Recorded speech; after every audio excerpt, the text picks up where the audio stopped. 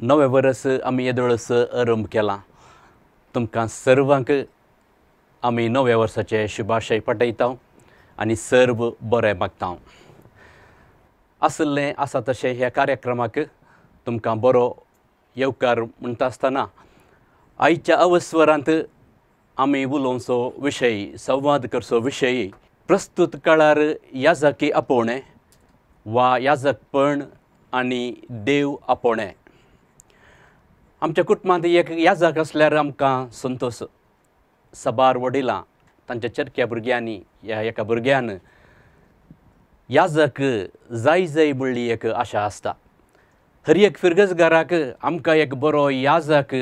जाय म्हणून आशेता. याजका खातीर आमी मागता,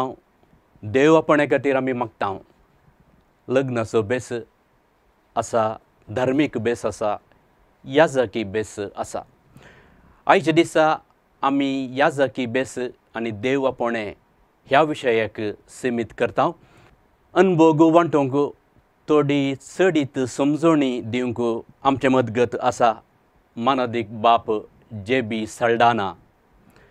बिजय फिरगजीचे विगार्ते, जेप्पू सेमिनरींत प्राध्यापक, याजकांची सिनोद हाचे सेक्रेटरी ते जावन आसात. बाप जे.बी. साल्ढाणा, तुमकां आसलें आसा तशें ह्या कार्यक्रमाक आमी बरो येवकार मागता. देव बरें करूं. फादर, आज आमी उलोवचो विशय याजकी बेस देव आपोवणें. याजकी बेसा विशयांत थोडो विवर दिवयात गे. देव आपोवणें आनी याजकी बेस ह्या विशयांत उलयता आसतना याजक कित्याक म्हणलें एक सवाल उदेता. याजक म्हळ्यार कोण म्हणलें सवाली गरजेचें. जेजूच्या काळाक आमी गेल्या जाल्यार जें कितें जेजून केल्लें आसा तें ह्या प्रस्तुत काळार आमी मुखार वचून व्हर जाय जाल्यार क्रिस्ताच्या जाग्यार आसचो ताचो प्रतिनिधी. ह्या पवित्र सभा शिकयता तशें सांगचें जाल्यार आल्तेर क्रिस्तूस, ह्या क्रिस्ताच्या जाग्यार आसचो आनी एक क्रिस्त ह्या संवसाराक प्रस्तुत काळाक क्रिस्ताचें रूपणें संवसाराक कळोवचें याजकी जिविताच्या महत्वांत आटापलां. देखून याजकपण म्हणटा आसतना जेजून कशें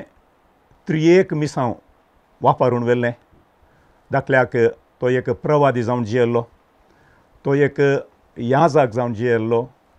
तो एक देवाची स्तुती करच्यांत आमकां महत्वाची वाट दाखयल्लो. तें तिदोडें आपोवणें तातूंत आसा. देखून क्रिस्ताच्या जाग्यार आसून क्रिस्ताक संवसारा दिवचो व्यक्ती एक याजक म्हणून सांगयेत. याजक आनी एक क्रिस्ताचें रूपणें क्रिस्ताच्या जाग्यार आसून क्रिस्ताक आमचो दिवचो म्हणून तुमी सांगलें. त्रिदोडें मिसांव याजकाक ताच्या आपोवण्यांत दिलां. तर याजकाची एक भोव व्हड एक कर्तव्य या ताचो वावर कसलो. प्रस्तुत काळार एका याजकान देवाच्या परजेक सर्वेस्परा देवा मुखार उबारून व्हरूंक आसा आनी सर्वेस्परा देवाची आशिर्वादां कितें आसात ते मनशांक संगी वांटून घेवच्याक आदार दिवंक आसा. एका रितीन पळोवचें जाल्यार याजक देवा गेलीं बेसांवां मनशा कुळाक हाडच्याक, तशेंच मनशाची मागणी कितें आसतात ती देवाक उबारच्याक एक संको, एक लिंक आसा तशें जावन आसा. देखून याजकी जिवीत देवा आनी मनशा मदलो एक विशेश रितीचो बांद, त्या पयल्या सुवातेची गजाल. दुसरो विशय, क्रिस्त जेजू ह्या संवसारांत येता आसतना देवाचें राज परगटूंक आयिल्लो. कश्टांत, दुखांत, बेजारांत बुडिल्ल्या ह्या संवसाराक देवा गेलें शांत समाधान मेळा जाय, उमेद मेळा जाय, संतोश मेळा जाय आनी निजायकी मनीस देवाचेंच रूप जावन जियेता आसता त्या देवाक महिमा दिवच्या तसलो व्यक्ती जावन जियोवच्याक एका याजकान जायतो वावर करूंक आसा. म्हणजे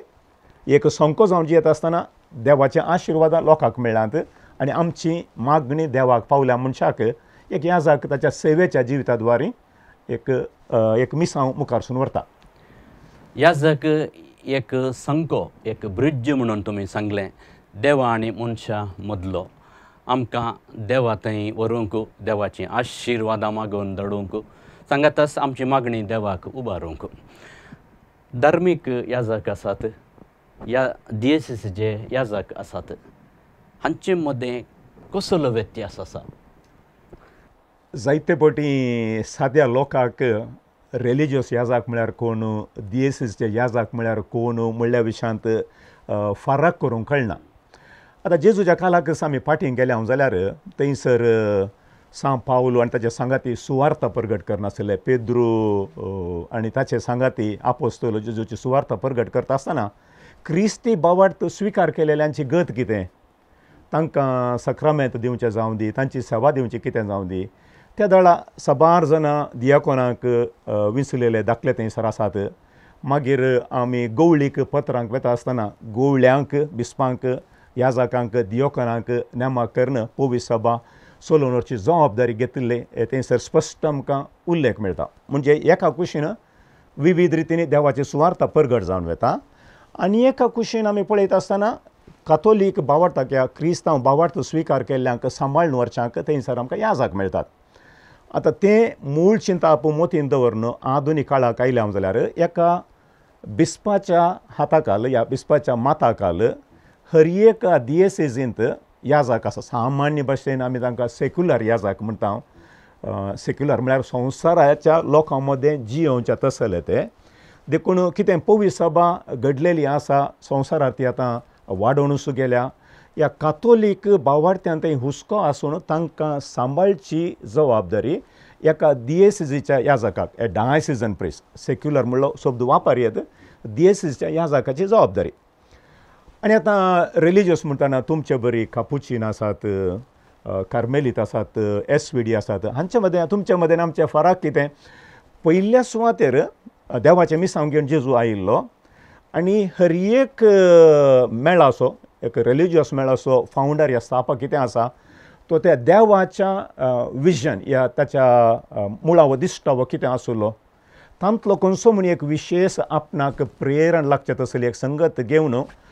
तें मिसांव क्रिस्ताचें मिसांव विशेश रितीन मुखारसून व्हरच्या. दाखल्याक कापुचिना विशयांत उलयता आसतना त्या दुर्बळकायेचो सांव फ्रांसीस आसिसी थंय आसलो स्पिरीट क्रिस्ता जेजूचो स्पिरीट कसो रुचा करचो म्हणल्या विशयान चिंता पाठोवन कितलेशा हजारो हजार लोकांक क्रिस्ता थंय ओडिल्लें आसा.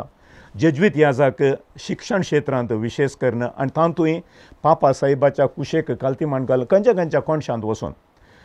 तशें म्हणटा आसतना खंयसर एक एस्टॅब्लीश जाल्ली पवित्र सभा आसा थंय बिस्पाच्या माथाखाल दियेचे याजक सेवा करता जाल्यार संवसाराच्या दुसऱ्या जाग्यांक वचून रिलिजियस पवित्र सभा लावचेंत प्रयत्न करतात आनी थंयसर तांच्या स्पिरितान पवित्र सभा वाडोवन येवन एका जाग्यात ते आनी एका जाग्याक येता आसतना स्थळीय पवित्र सभा वाडशें करतात. ते गवळ्यांक बिस्पांक नेमाक करतात आनी ते मुखारून व्हरतात. आनी एक चिंतपांत तुमी रिलिजियस म्हणटा आसतना एका समुदायांत एका कम्युनिटींत रावता जाल्यार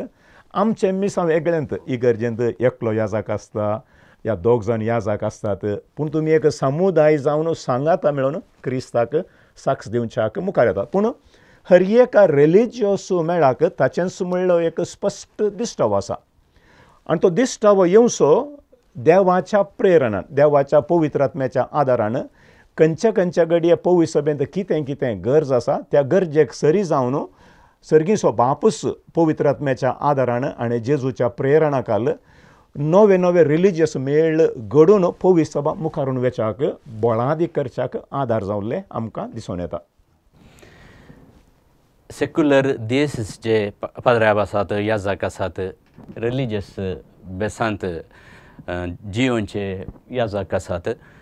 आमी समुदाय जावन कम्युनिटी जावन जियेता रिलिजियस पाद्र्याब. तुमी एक दोग तेग कम्युनिटी आसा थोडे फावटी एकले आसतात पूण सगळ्यांकी आमकां एक आंगवणू आमी केल्ली एक बसवणी आसता. तर ह्या आंगवणे विशयान ह्या वावस हाच्या विशयांत सडीत विवर.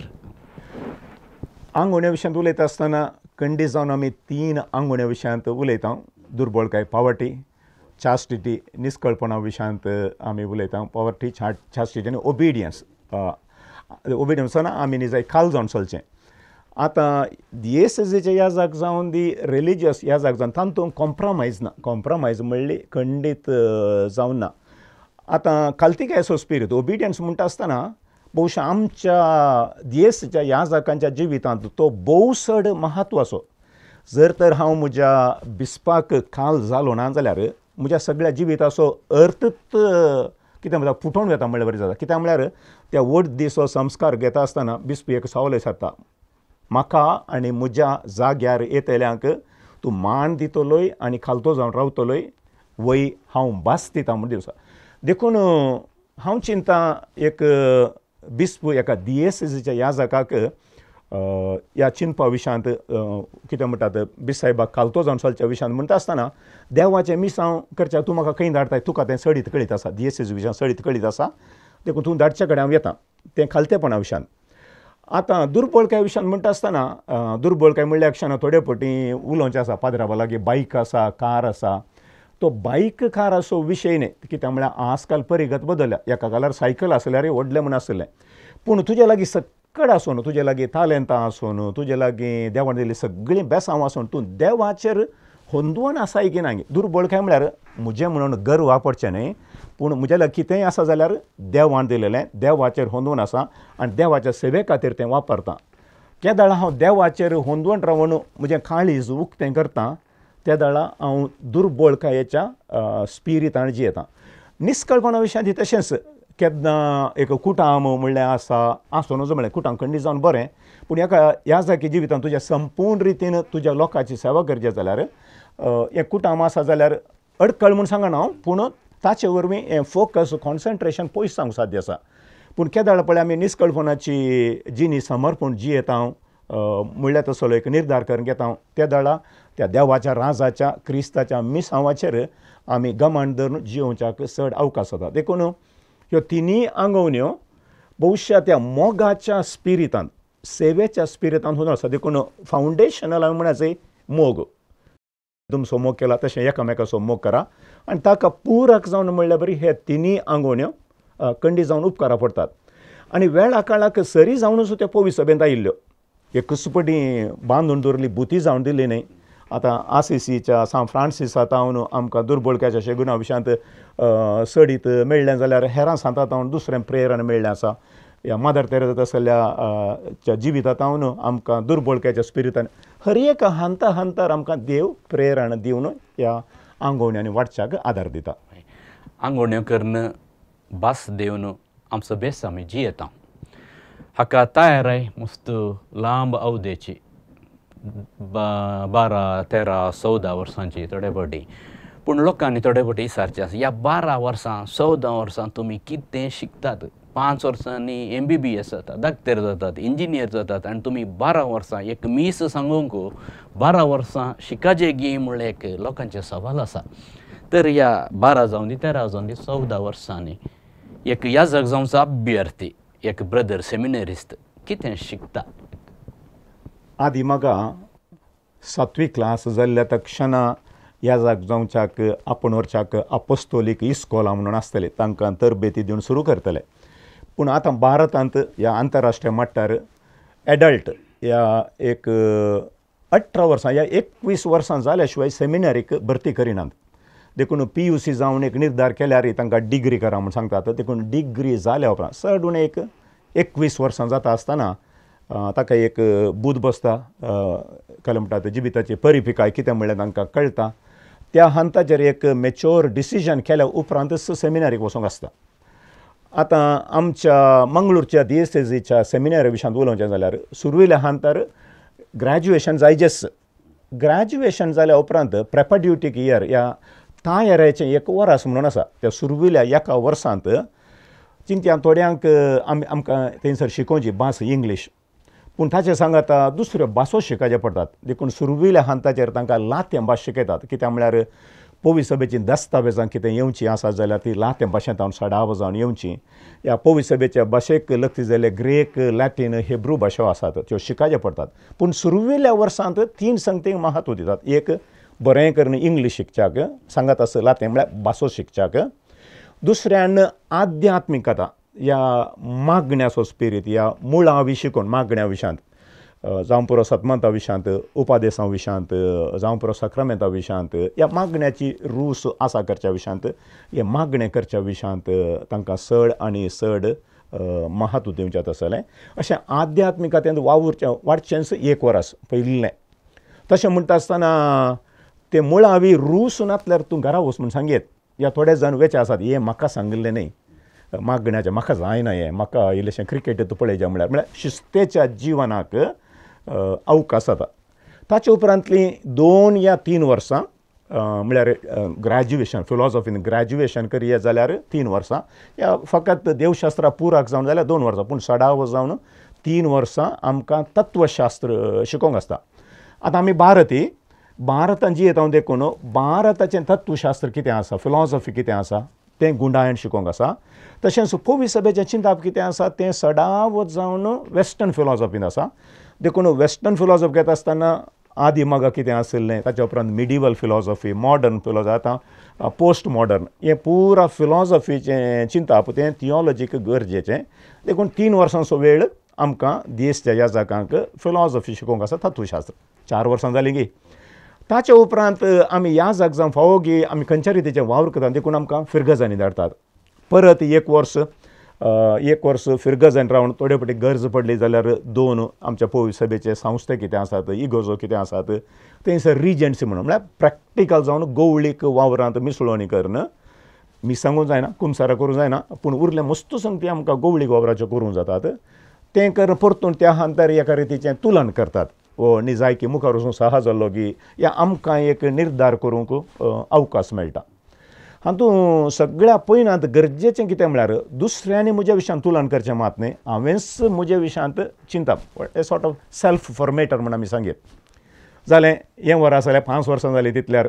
परतून एक 4 वर्सां देवशास्त्र शिकोवंक येवंक आसा परत देवशास्त्र येवन परतून सगळें संपूर्ण आतां देवशास्त्र म्हणटा आसतना फकत कातोलीक धर्माक संगती लागतले बावार्थ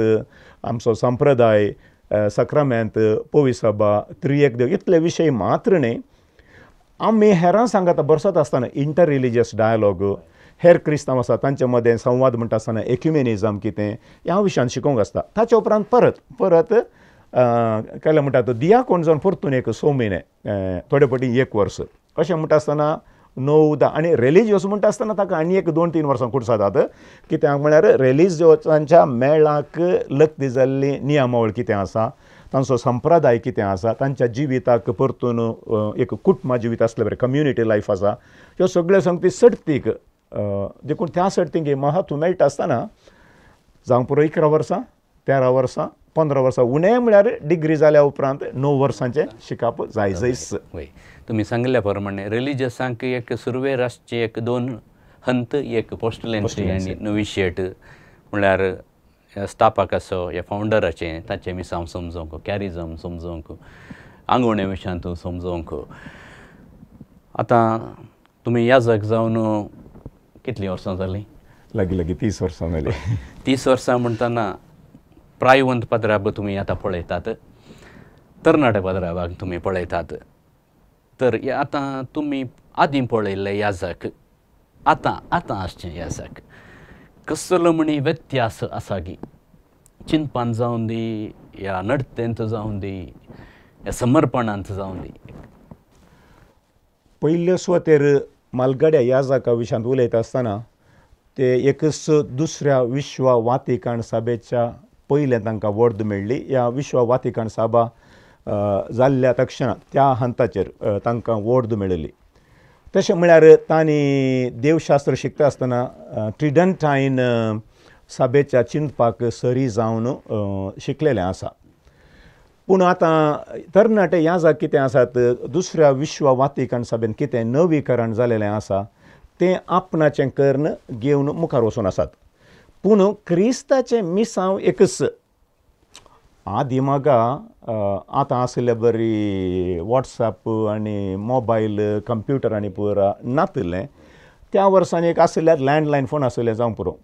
त्या दिसा एका गांवांत आनी एका गांवाक फिरगेचे फेस्ताक वयचे म्हळ्यार एक तर सायकल गुडावन वचपाचें नातल्यार चलोवन वचपाचें आसलें. पूण आज परिगत बदल्ल्या.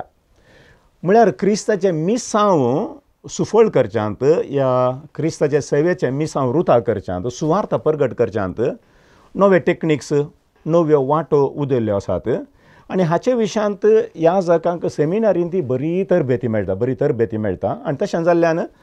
ह्या आधुनीक संवसाराच्या गरजांक सरी जावन पुराक जावन जिवंक ते प्रयत्न करनासात. पूण केदाळ एक तें जनरेशन गॅप म्हणलें आसाच. तें ह्या जाकाच्या जिवितांत मात न्ही, सालत्या जिवितांत. आदी माग एक जनरेशन म्हळ्यार 40 वर्सां म्हणटाले, ताचे उपरांत 25 वर्सां म्हळी, ताचे उपरांत 10 वर्सां म्हळ्यार. आजकाल वंदने क्लास आनी एराडणे क्लासीच्या भुरग्यां मदें व्यत्यास आसा. आतां एक संगत स्पश्ट, मालगडे ह्या जाग जावं दी, तरणाटे ह्या जाग जावं दी, ते लोकां मदें बरसून जियेत आसतना विशेश करून तांकां देवाची कृपा वांटच्याक सक्रामेंताचें कितें आचरण आसा, लितुर्जी कितें आचरण आसा, तातूंत हर एकलो संपूर्ण रितीन मेतेरपण घेतलो. आदी जाल्यार तशें पयसुलो लोक येता आसतना थोडे पटी ह्या जाकांनी मोदें राती तावन उपास करून रावा जाय आसलें, तितलें सुलाभ न्ही. लोकूय उपास करून येतलो. आतां मिसां सडल्यान 1 घंट्याचो उपास, मोदेन रातीचो उपास काण सोडला.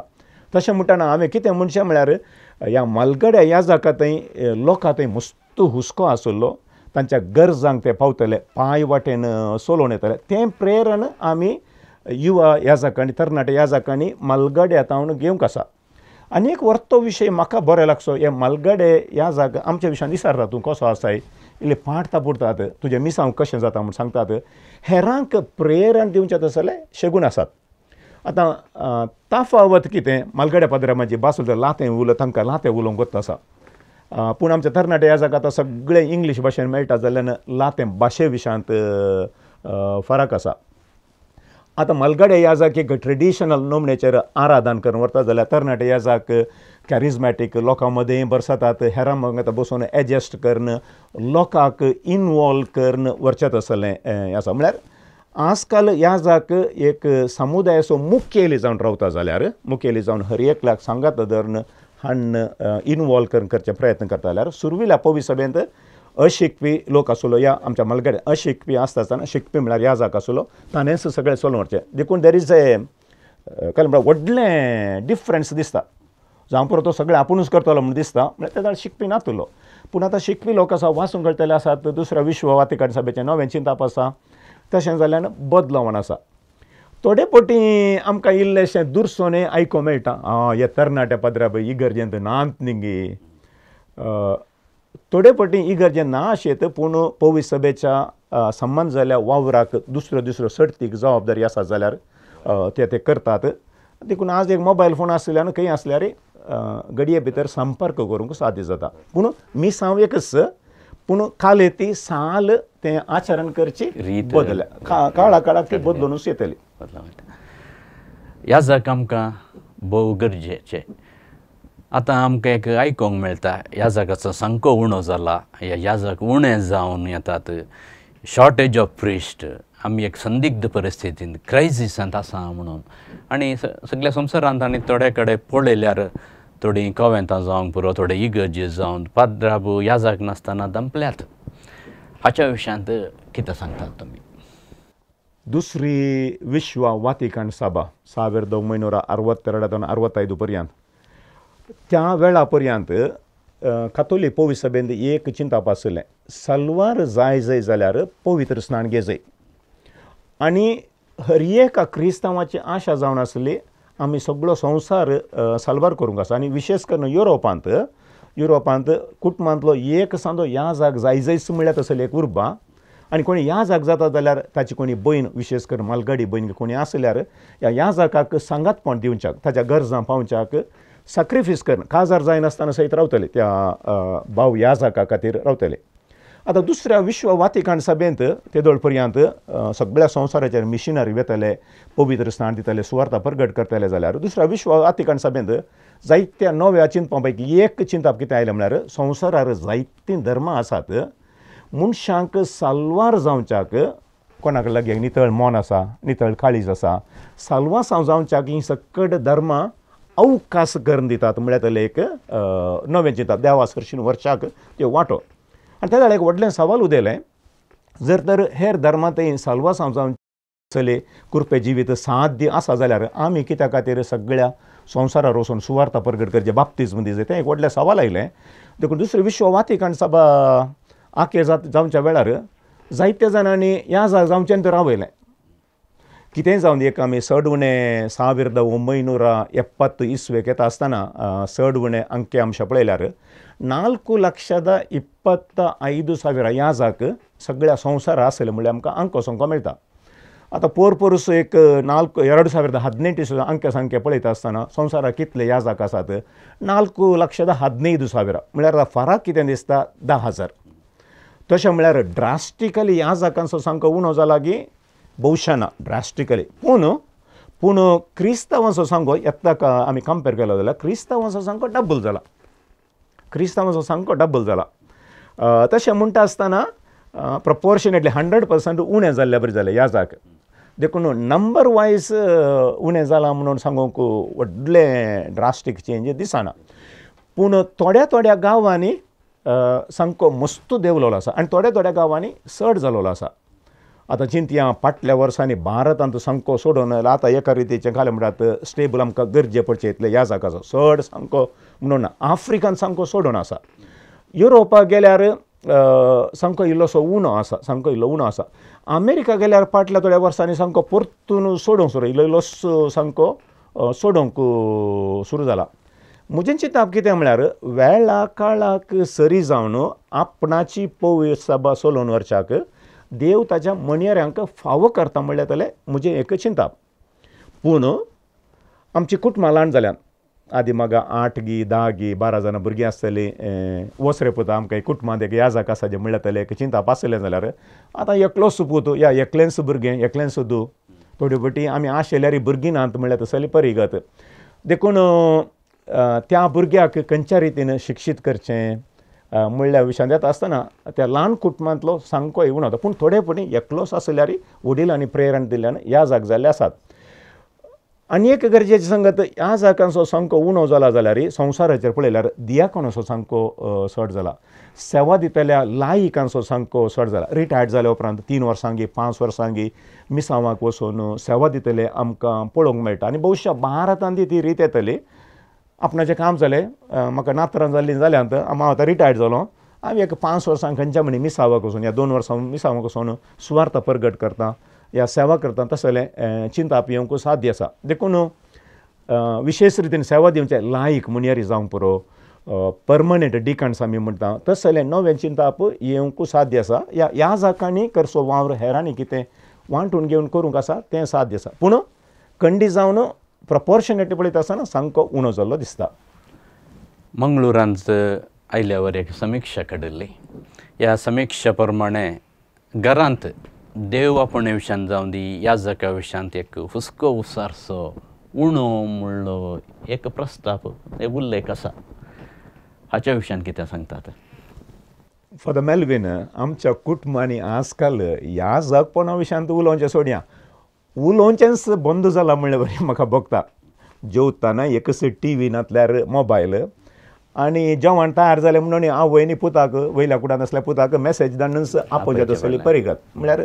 प्रमुख सवाल कितें म्हळ्यार आज आमच्या कुटुंबांत आमी एकामेका उलयतांगी एकामेका सांगात इल्लेशें क्वॉलिटी टायम दादलो आनी बायलां मदें क्वॉलिटी टायम आसा गी भुरग्यां मदें बिझनेस लायक जें उलोवणें मात्र गी हें एक व्हडलें सवाल देखून हांवें चिंतच्या प्रकार भुरग्यां विशयांत भुरग्यांच्या हुस्क्या विशयांत वडिलांनी उलोवचें उणें जालां भुरग्यां विशयांतच आपल्या आवय बापायन उलोवचें मस्त उणें जालां कित्याक म्हळ्यार तांणी विचारच्या सवालांक वडिलां लागीं जाप ना जाल्या कित्याक म्हळ्यार संवसारांत कितें घडटा म्हणलें आजकाल वॉट्सॲप युनिवर्सिटी मात्र एक पेपर वाचिनात या दुसरें कितें घडटा ताचें एक विश्लेशण करचें तसली संवय आमचे मदें ना जाल्या दुसरो विशय उलयनात कितें म्हळ्यार तांच्या वावरा वरवीं मस्त बिजी जाल्यात आनी आतां घरांत हांव काम करचें म्हण आयल्या उपरांत तें दिसाक गी रातीक गी घरांत हांव काम करचें म्हणटा आसतना भुरग्यां लागीं उलोवचें गी नाका गी बागलाचे ठोके घालचे गी नाका गी म्हणल्यार तसलें चिंतप आयलां आतां खंडी जावन बेजारायाची गजाल कितें म्हळ्यार भावार्थाच्या संगती विशांत याजाकी जिणे विशांत धार्मीक जिणे विशांत उलोवणें खंडी जावन मस्त मस्त मस्त उणें जालां. हाका कारण कितें? आमकां आजकाल आत्मीक आध्यात्मीक संगतीची रुसूस ना जाल्या देवा गेलो संबंद तितलो गरजेचो न्हय म्हळ्यार जाल्यार चिंताप. आदी मागा आमी म्हणटले सगळ्याक देव केंद्र देवाच्या हातांत ज्यो पत्रियार्का बरी आखरेक तुवें दिल्लें कितें आसा तुजें नांव पवित्र जावं. पूण आज मनशान चिंतचें म्हजे लागीं सक्कड आसा, म्हज्या चिंतपांत म्हज्या चिंतपाच्या सत्य प्रकार हांवें मांडून हाडचें, हांवें प्लॅन करचें. देवाचें योजन न्हय म्हजें योजन. आनी हाचे वरवीं कितें जालें म्हळ्यार देवाची विसर पडल्या. म्हजी योजना प्लॅन ए बी कितलीं प्लॅनां जाता तितलीं हें जायनातल्यार तें देखून देवाचेर होंदून रावनासतना हांव करता म्हणून. पूण आखरेक मनशाच्या जिवितांत कितें म्हणटात आपल्याच्या अंतस्करणांत तें देव म्हळ्यार जाय म्हळ्यार चिंतप येता आसतना वेळ उतरून येता. आतां विशेश करून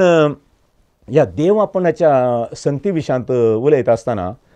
आमच्या वडिलांचो फोकस इतलोसो. म्हाका ल्हान आसतना मस्त कश्ट आशिल्ले, म्हज्या भुरग्यांक कश्ट मेळनाजो देखून तांकां बरें करून शिकयता, सकट बरें दिता, संवसारांतलें बेस्ट जॉब डॉक्टर जावचें आनी कितें आसा तें हांव दाखोवन दितां. पूण देवाच्या सेवेक धाडिल्ल्यान म्हजें कुटांब पवी जाता म्हळ्यार चिंता दिवंकूच नाका. देखून त्या विशयांत उलोवचें आमकां आयकूंकूच मेळना. पूण फादराबादान आमकां एक्सपेक्टेशन मस्त आसात. फादराबान पुरा करीचें पूण म्हज्या कुटुंबांत हांव नाका, दुसऱ्यांच्या कुटुंबांत हांव जाल्यार पुरो. देखून प्रॉब्लेम भुरग्यांचें न्हय, प्रॉब्लेम वडिलांचें. जर तर भावार्थांत आमची वडिलांत तीर ना जाल्यार तांणी भुरग्यांक भावार्थ खंय शिकोवचो. भुरग्यांक भावार्थाचें बरें तळ मेळ्ळें ना जाल्यार तांणी कशें याजाक जावचें. तांणी आयकूंकूच ना जाल्यार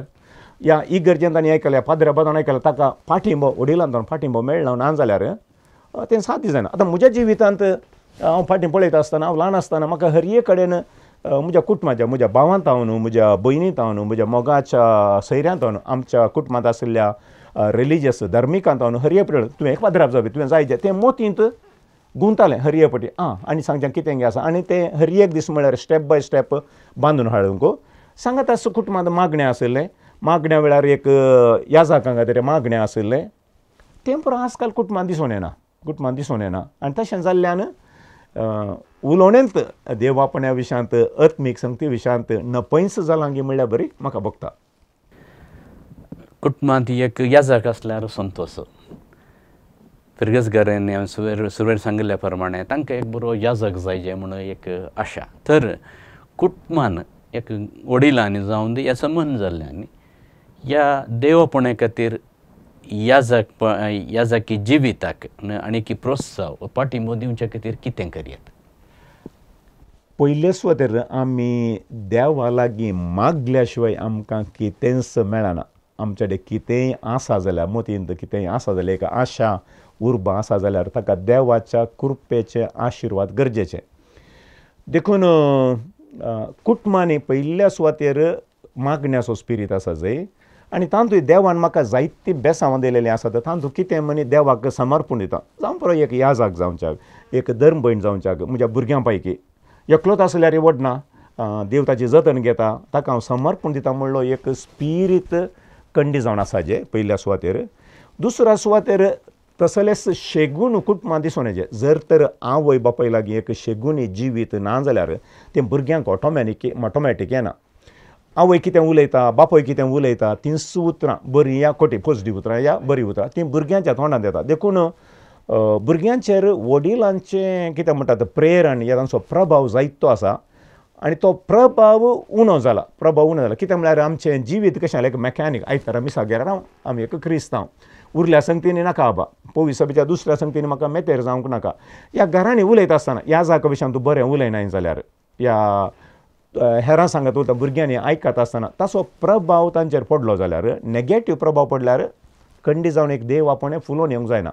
देखून मागण्याचो इल्लो मनीस स्पिरीट थंयसर आसा जे गूंड भावार्थी जिवीत आसा जंय पवी सभेन कितें घडटा ताची इल्लीशी समजण ताचे विशयान कितें बरेंपण जालां त्या विशयान उलोवंक आमी शिका जाय. आनी अशें एक पॉजिटीव इम्पॅक्ट घालो जाल्यार खंडी जावन उपकारा पडटा. आनी अशें करता आसतना पॉजिटीव इम्पॅक्ट पडत जाल्यार वडील आनी भुरग्यांक लक्ती जाल्ले संघटना आसात, पवी सभेंत संस्थे आसात, जावं प्रवेदी सेवाक जावं पुरो सोडॅलिटी जावं पुरो मिशनरी मेळ अशें जाल्यार सांगता भुरग्यांक इनवॉल्व जावंक आमी शिकयचें ह्या घरा एकलो भिकारी आयलो जाल्यार भिकाऱ्याक दान दितना भुरग्यां व्हरना तें दिवंक शिकोवचें तसलें आपणा खातीर स्वार्थान रास करून दवरचें न्ही हेरां सांगाता वांटून घेवचो स्पिरीट आनी तें वांटून घेवचो स्पिरीट उलोवपाचो स्पिरीट मागण्याचो स्पिरीट सेवा दिवचो स्पिरीट आमच्या कुटुंबांनी वडिलांनी प्रेरण दिवच्याक साध्य आसा आनी तें करी जाय कुटुंबांत ह्या जाका विशयांत एक उलोवंक जाय म्हणून तुमी सांगलें पूण आमच्या तर्फेन ह्या जाक तरणाट्यांक जावं दी चरक्यांक जावं दी प्रेरण जावचें तर आमी कितें करयेत ह्या जग जावन आमी विशेष करून 2 कॅटेगरी एक भुरगे आनी एक युवक युवती हांचेर आमी घालचेत आसतले इन्फ्लुएन्स कशेले म्हळ्यार आतां सामान्य जावन एक संगत आतां ल्हान भुरग्यांक ही गरजेक हाडिल्ल्या वेळार भुरगे इल्ले आनी ताणें कळटा जाल्यार वडिलांनी मनशांक घाल म्हळ्यार शू आनी तो जोर करता फादरा बसा पळय तो तुका जोर करता थंयसर त्या भुरग्याच्या मोतीन एक रॉंग इम्प्रेशन फादरा म्हळ्यार जोर करचो फादरा म्हळ्यार बॉब घालचो आतां जर तर ही गरजेक भुरग्याक हाडिल्ल्या वेळार पयलें इम्प्रेशनच तो खेळ्ळो देखून फादराब जोर करता म्हळ्यार थंयसर चिंताप दिलें जाल्यार तें चिंताप कशें काडचें देखून हांव भुरग्यां लागीं चॉकलेट व्हरून गेल्यार भुरग्यां धांवता ह्या खंयच्याय रितीनी तो बांद देखून हांव चिंतता ह्या जाकांनी आनी कुटुंबाच्या वडिलांनी सांगाता वावर करूंक आसा देखून ती काजारां आदली दोतोन आसा न्ही फादर ती एका घंटे काजार जाल्या उपरांत आनीक 2 हप्त्यांचे दिजे कोण ना भुरग्यांक कशें ल्हान व्हड करचें म्हणून आतां विशेश जावन आमी ह्या जाकांनी कितें करयेत आतां भुरग्यांच्या रितीन आमी थोडे फावटी उलयचें पडटा आतां दोतोन शिकयता आसतना हांव ती आल्तारी रावन उलोवची रीत दुसरी भुरग्यांक सांगता दोतोन शिकयतना उलोवची रीत भुरग्यांक शर्माव दिवची रीत दुसरी वडिलांक शर्माव दिवची रीत दुसरी आसता देखून त्या हंताक आमी देंवोन आयल्या जाल्यार भुरग्यांक लागीं आयडेंटिफाय केल्यार या तांचे सांगता दुसरे ल्हानशे खेळ पंद्याट जावं पुरो या तांकां कितें पसंद जाता तांच्या लागीं उलोवचें तांच्या भाशेन उलोवचें तांकां तें एट्रॅक्ट करता पूण केदाळा ही भुरगीं तुमी गालाटो करनाकात तशें करनाकात अशें करनाकात म्हणून सांगता आसतना ती पयस रावलीं जाल्यार पयस युवा जनां मदें तशेंच युवा जनांक तुमी मागणें करूंक आपयचें मागणें करचे पयलें ते इगर्जे लागीं येवच्या तांकां अवकाश फुटबॉल खेळोंक गी क्रिकेट खेळोंक गी एक अवकाश करून दिचे शिस्त गरजेचें 7 वरां जातना आमरेसो वेळ घरा वच आमी कंडी जावन सांगाचें पूण तांकां मोगान लेखून तांच्यो आशा अभिलाशा कितें आसात म्हळ्यार समजून घेवचे प्रयत्न केले जाल्यार देव कोणाच्या मोतीन केदाळा तें चिंताप घालता तें आमकां कळीत ना पूण आमचो कसो आसा तें चड गरजेचें देखून काल म्हणटात वैयक्तीक जावन नॅगेटीव चिंताप न्ही पॉझिटिवली तांकां एनकरेज करचें आसलें वडिलां जाल्यार संबंद दवरून जियेता आसतना तांच्या गरजां पावता आसतना अणकाने नासतना कितल्या सुलाभ रितीन तांच्या गरजांक म्हळ्यार टेन्शन आसता काजारा वेळार गी मरणाच्या वेळार गी तें कशें आमी बऱ्या रितीन तांकां सुदारशीत तातूंत आमी तांकां जिखोवंक साध्य आसा आनी तसो प्रभाव पडलो जाल्यार कोण जाणा देवान फावो केल्यार कोणी याजाक जावं पुरो धर्म भयण जावंक पुरो तुमी फिरगेजींत लोकां सांगाता वावरतात दुसऱ्या फिरगेजींत वावरल्यात बरो अनुभव आसा लोकां मदें बरसून आनी एक कुशीन सेमिनरींत तुमी शिकयतात आतां सेमिनरींत आतां आसचें तांची एक चिंताप कसलें आनी लोक एका ह्या जगातावन कितें आशेता सामान्य जावन सेमिनारिस्तां विशयांत उलयता आसतना तांचो दिश्टावो आनी तांचें चिंताप आनी तांणी विसरली वाट सारकी आसा गी ना गी म्हळ्यार तसली भरपूर शिकोवन हंताचेर आमी कितें म्हणटा डिसर्नमेंट म्हणटा तें आमी बरें करून पळोवंक आसा म्हळ्यार तूं ह्या जाग जावचो उद्देश कितें संवसारांत बेश्टें तूं धांवून वेताय गी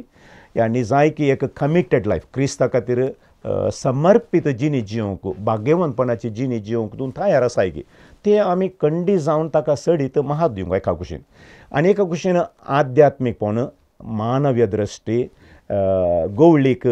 वावर एकाडेमिक्स ह्या हर एका संगतीक आतांच्या मॉडर्न काळाक कितें गरज आसा कॉम्पिटंट ह्या जाग आतांच्या संस्कृतीक सरी जाल्ल्यांक सोलोवचे त्या विशयांत गमण दिवंक आसा लोकां मदें आनी ह्या जागां मदें फिरगजेंत संबंदा विशयांत उलयता आसतना लोकांनी पयलें सांगचें फादर आमचे खातीर मागा आमचिंत तो विशय भोव चड महत्वाचो.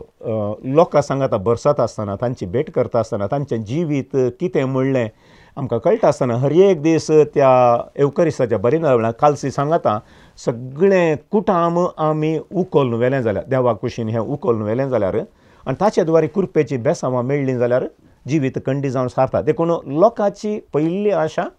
तुमी मागा जाय, आमचे खातीर मागा जाय म्हणल्यार लोकांन आमचे तोंड आशेवचें.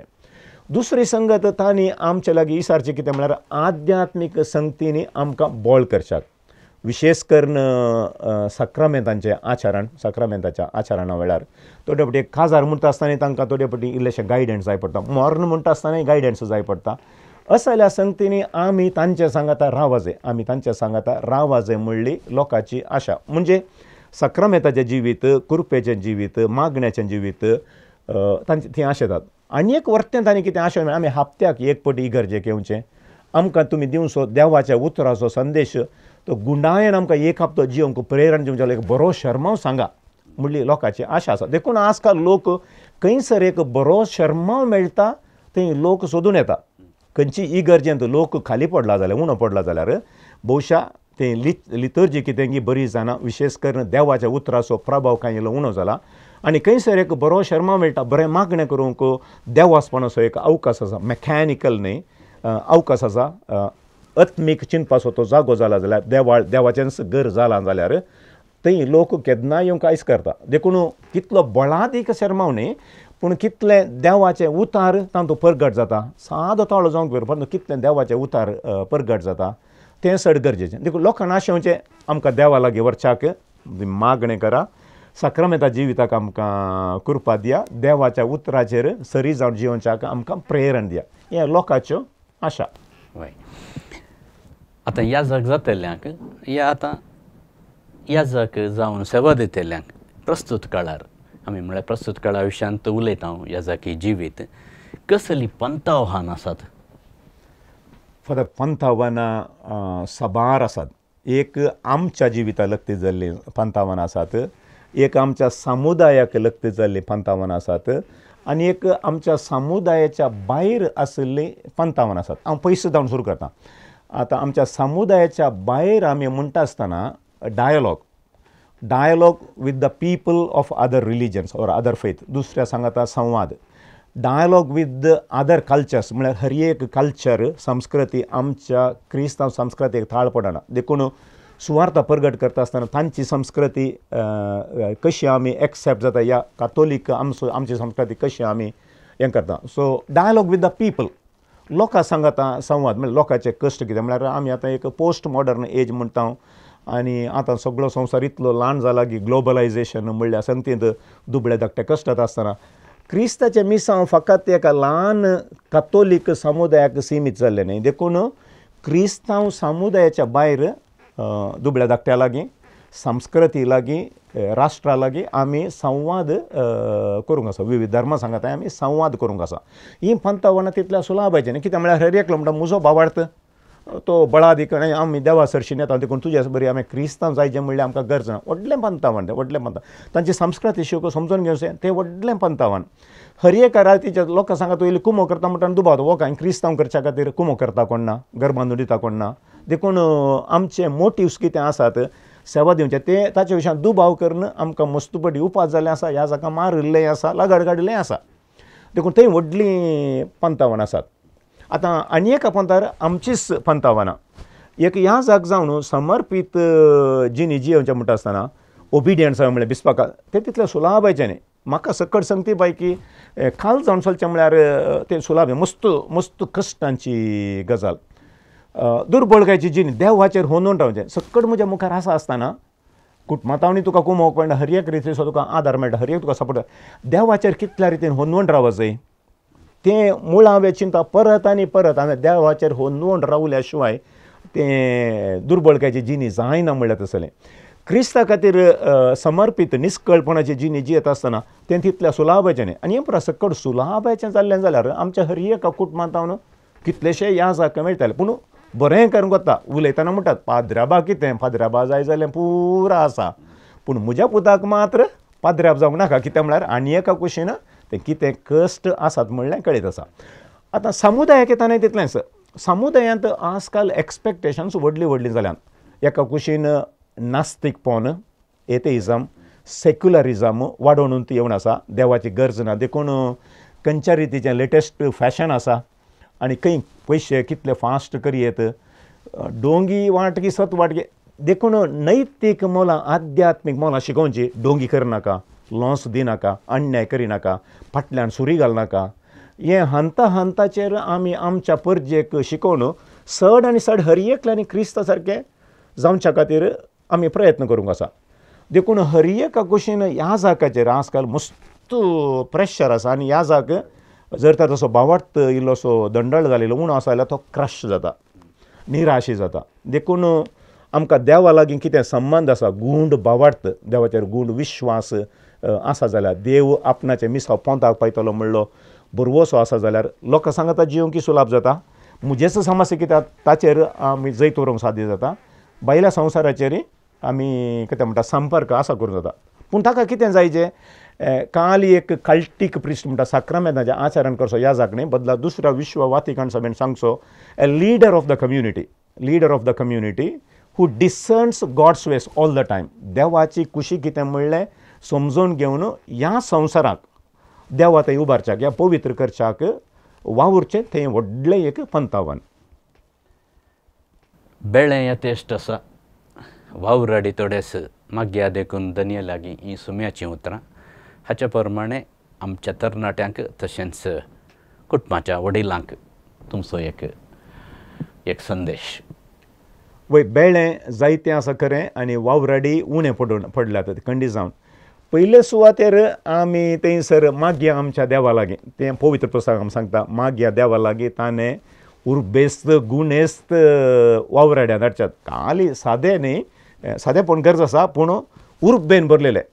झील फॉर क्रायस्ट झील फॉर तसले याजाक आमकां मेळ्ळे जाल्यार सांव फ्रांसीस आसी विशांत म्हणलें आसा तुजे तसले एक 7-8 जाण आसा जाल्यार पुरो सायबा म्हजें सैतानाचें राजस नासता so it is not so much quantity but quality सांव फ्रांसीस आसी सितले थोडे जाण उर्बेस्त याजाक आसा जाल्यार तो उलयलो ना जाल्यार शर्माव दिलो ना जाल्यार तो शर्माव जावंक पावलो देखून असले क्रिस्ताच्या स्पिरितान भरलेले याजाक मेळच्या खातीर आमी मागा जायस दुसरें कितें आसा म्हळ्यार आमच्या कुटुंबांत आमी कितें देख दिता या आमचें कुटुंबा जिवीत कितें आसा आमचें कुटुंबा जिवीत पळोवन जायत्या जाणांक क्रिस्ता सरशीन हाडूंक साध्य आसा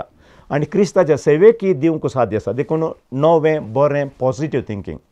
तिसरी याजाकांची देख आमी खंयच्या रितीन जियेता देवाक मानवाच्या बरी जियेता गी पेल्याक मानवाच्या बरी जियेता गी या हेरांक प्रेरण दिवच्या बरी जियेता गी तेंय चड गरजेचें म्हळ्यार आमचें मदलें जिवीत कशें आसा याजाका मदलें जिवीत कशें आसा समुदायांत आमचो संबंद कसो आसा ह्यो सगळ्यो संगती एकामेकाक इंटर कनेक्टेड आसात कुटाम याजाक देवाचें आशिर्वाद देखून सांगाताक घालून ताचे तावन प्रेरण जोडून आमी जिवचें सांगात आसा आनी एक गरजेचो विशय कुटुंबाच्या आनी कुटुंबाच्या मनशा लागीं वडिला लागीं हांवें कितें मनशां म्हळ्यार फकत संवसारी ग्रेस काय ह्या संवसारांतलें व्हडलें काम मेळिल्ल्यांत हांव यशस्वी म्हूण सांगूंक जायना देवाच्या कुशेक सरी जावन आमी जियेल्ल्यांत चड अर्थ आसा देखून तुमच्या कुटुंबांतल्या एका पुताक गी दुवेक गी समर्पीत केलें जाल्यार ताका मागीर चड अर्थ मेळटा आमचें जैत आसचें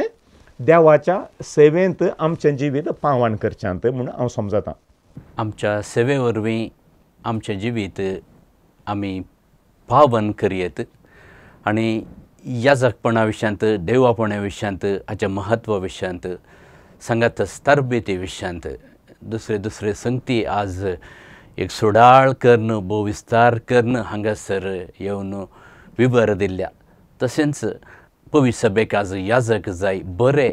झील आसले सुडसुडीत बगेवंतू देवबिरांताचे पाद्र्याबू याजक जाय म्हणलो एक संदेश आमच्या पाद्र्याबान मनादीक बाप जे बी साल्डानान हांगासर येवन दिला तुमकां फादर जे बी साल्डाना देव बरें करूं म्हणटा देव बरें करूं फादर तुमच्या स्टुडियोक म्हाका आपयल्ल्याक तुमकां बरें मागता थँक्यू